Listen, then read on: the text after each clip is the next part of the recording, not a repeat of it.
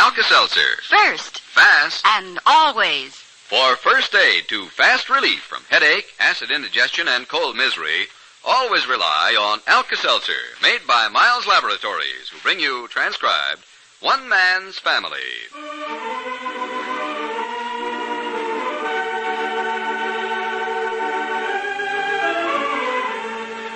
Overheard between Nicolette and Clifford in the driveway of the family home. Hey, Nicolette, I suppose Jack and Betty told you what a jackass I made of myself last night for getting that dinner date with Maudie. Yes, Clifford. Have you fixed it up with her yet? No, that's what I want to talk to you about. How about arranging a foursome? You and Paul and Maudie and me. We'll go dancing. Dancing? Well, I figure I've got to come up with something.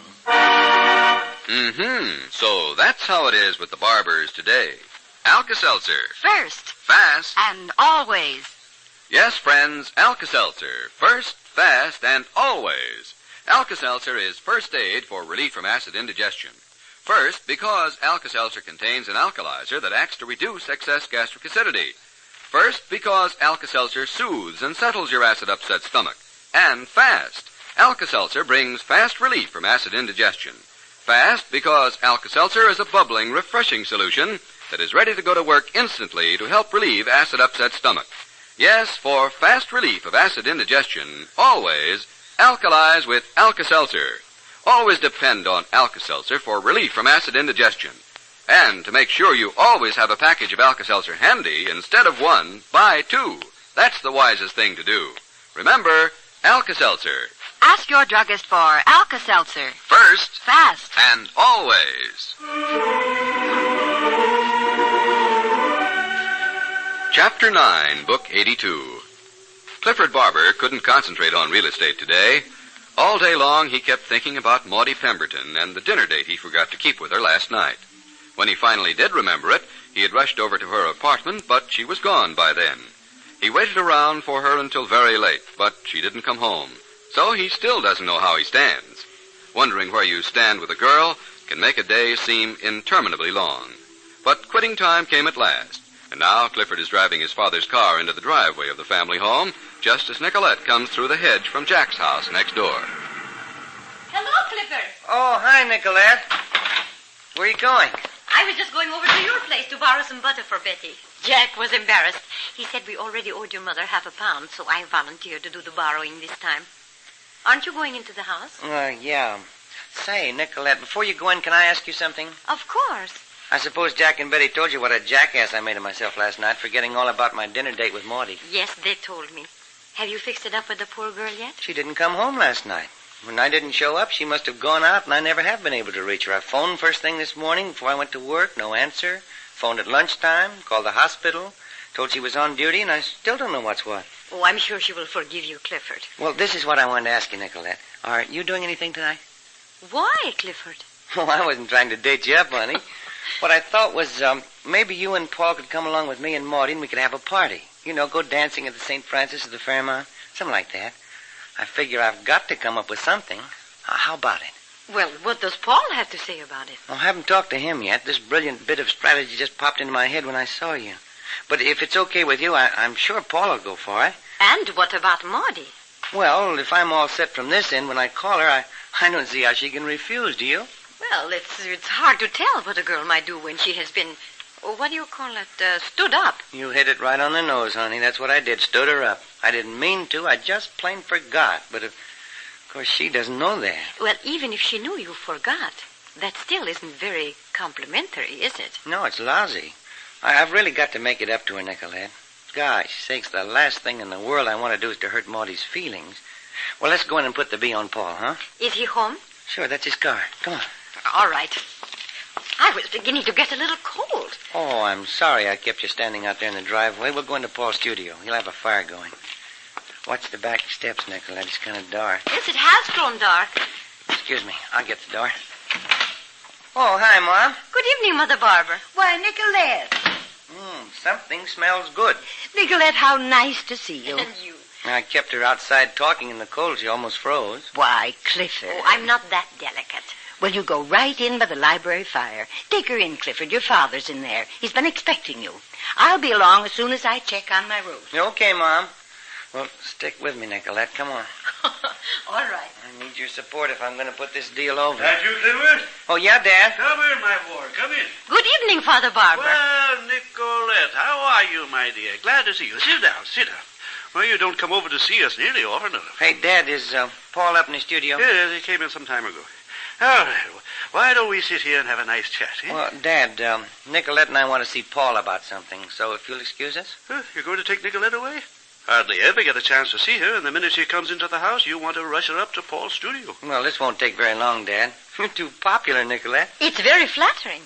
I tell you, Clifford, why don't you go up first and explain to Paul and see what he has to say? Well, suppose he doesn't go for it. Well, if he doesn't, I don't think it would be quite fitting if I were there. It might be embarrassing. But I can tell him it's okay with you. Yes, but if there is any urging to be done, I think it really should come from you. Now, don't you really think that's right? Yeah, I see what you mean. But stand by for a little while, will you? All right. Swell. Excuse me. Clifford. Yeah, Dad? There's nothing wrong, is there? Oh, what do you mean? Well, all this abracadabra about seeing Paul, everything's all right at your place of business? Oh, sure. This is purely a social problem, Dad. Little deal we've been cooking up for tonight. Well, my boy. I'll give you a report, Nicolette. I'll wait, Clifford. Sold 3 lots yesterday. Did you know that, Nicolette? Yes, Jack and Betty told me. He's doing splendidly, I think. My dear, this regeneration we're seeing in Clifford is bearing out a theory that I've had for many, many years. And what is that, Father Barbour? That a man will do things for a woman that he would never do for himself. Now, that boy wasn't happy sitting around the way he did, month in and month out, idling his life away. But did he do anything about it? Nothing. But within a week or so after he became interested in this Maudie Pemberton, he had a position. And he got it himself. Now, you can't tell me that's coincidence, eh? Well, it certainly wouldn't seem so. Yes, our whole social structure is built on the idea that a man must have a helpmate. And when he doesn't have one, he's like a rudderless ship. Now, take Paul. Oh, surely you wouldn't say that about him. He steers a very straight course, it seems to me. Oh, I think that Paul would be a far more contented person if he were to marry. Now, if you... Father Barbour, let's get back to Clifford. Do you think he's becoming quite serious over Miss Pemberton? To judge from his conduct, I'm sorry I was so long, Nicolette. Oh, that's quite all right, Mother Barbour. Yeah, we've been having a very interesting chat here, Fanny. Where did Clifford go? Up in Paul's studio. Yes, he's cooking up a little deal for tonight. Well, I hope he doesn't stay out too late. He didn't get in till all hours last night. You see, Nicolette, you were wondering if he was getting serious about Morris. There's your answer. I see. It seems to me he'd do better with a little sleep. Clifford's not too strong, you know. Oh, he's thriving on this. I'm not so sure about that. Why doesn't he bring Paul down here, I wonder? I told you, he's up there arranging something with Paul. He's cooking up a deal for this evening. That's the whole deal, Paul. What do you say? Well, I'll say this much. You put it in such a way that I'm going to be pretty much of a heel if I don't say yes. Oh, that's great, fella. I'll get right on. Wait a minute now. Huh? You're not going to back down on me, are you? A couple of things I wish you'd clear up for me before this goes any further. What? I don't quite understand this great urgency. Well, I don't want the situation to go on any longer without having an understanding with Maudie. If I don't, the first thing I know, she won't have anything to do with me. Well, it was only a couple of days ago that you were complaining that you thought she was getting too serious. Oh, we got that all cleared up. She was perfectly wonderful, understood exactly how I felt, everything. No, that part's all settled. Why, it was after that talk that she asked me to this dinner. Suppose she turns you down tonight. Oh, gosh, Paul, you think she could be sore enough that she might not want to ever see me again? No, Maudie's not that small. Well, let's be realistic about it for a minute and look at it from her viewpoint, huh? You tell her one night that you don't want her to get any ideas about marriage, huh? Well, I didn't put it as blunt as that. No, but that's the substance of it. Okay. And then a night or two later, you don't show up for a dinner she's prepared for you. Now, you know that isn't so easy to swallow. Oh, yeah. Well, don't look so mournful. I think your plan sounds very good. At least she'll know you're trying to make amends. Well, shall I give her a ring? Why not? Okay. I can count on you and Nicolette. Yeah, that is, you can count on me. I'll have to talk to her. Oh, it's okay with her. Well, good. You go ahead and phone. Yeah. Gosh, I hope she's home. You know something? I'm nervous. You are, huh? I'm not kidding. If I would... Hello? Oh, is that you, Maudie? Well, hi, honey. Huh? This is Cliff. Yeah. Say, Maudie, how would you like to go out tonight? I got something planned I'm sure you'd get a kick out of. Cliff, but I won't be able to go. Well, I just can't, that's all. Oh, I'm sure it would be a wonderful party. No, it isn't that. Well, if you insist on knowing, it's because I have a caller. Yes, sitting right here. No, really, don't you think that's being a little inquisitive? All right. Yes, you do that, Clifford. I'm afraid I can't talk anymore now. Because it isn't very polite when I have a guest. Okay. Say hello to Paul for me. Bye. Oh, dear Maudie, you are a fool.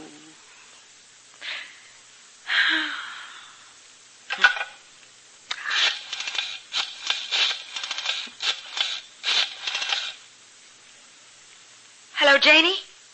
It's Maudie. What are you doing tonight? How about going to a movie with me? Swell. Come over as soon as you can. Oh, just sitting here alone.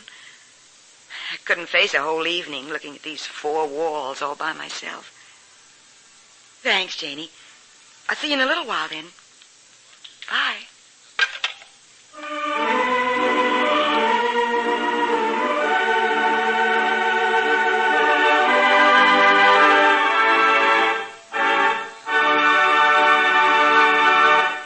The Barbours will be back in just a moment. If you have a cold right now, here's something you'll want to do. Go to your drugstore for a package of Tabsin. That's T-A-B-C-I-N, Tabsin, the bright red tablets in the bright red package. These are the new and different type tablets that help fight cold misery, and they're made by the makers of Alka-Seltzer. And really, friends, you owe it to yourself to find out how Tabsin can help you. Tabsin is especially formulated to help check the sniffles and sneezes that make you feel so miserable when you have a cold. And Tabsin also helps to ease the headache and reduce the fever which so often accompany a cold. Now, these bright red Tabsin tablets are easy to take. They're coated, leave no unpleasant aftertaste. And we feel sure you'll be satisfied with Tabsin. There's no finer combination formula for relief from cold misery. It's a wise idea to keep Tabsin on hand all of the time during these cold-catching days. Then, when you take cold, take Tabsin, quick. Be sure you ask your druggist for Tabsin, T-A-B-C-I-N, the bright red tablets in the bright red package. Here's the family again. Well, I guess our party's off, Paul. Maudie's got another date. He was sitting right there in her apartment while I was talking to her on the phone. Did she say it was a he? Well, that's the impression I got. Brother, do I feel sunk.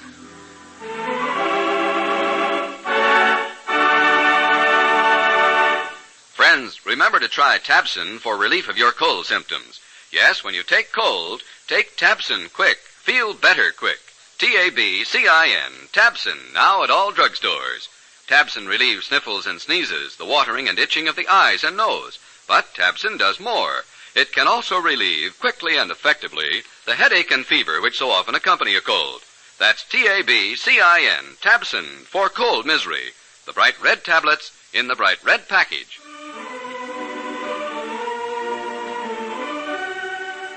One Man's Family is brought to you every weekday night at this time, transcribed by Miles Laboratories, makers of Alka-Seltzer.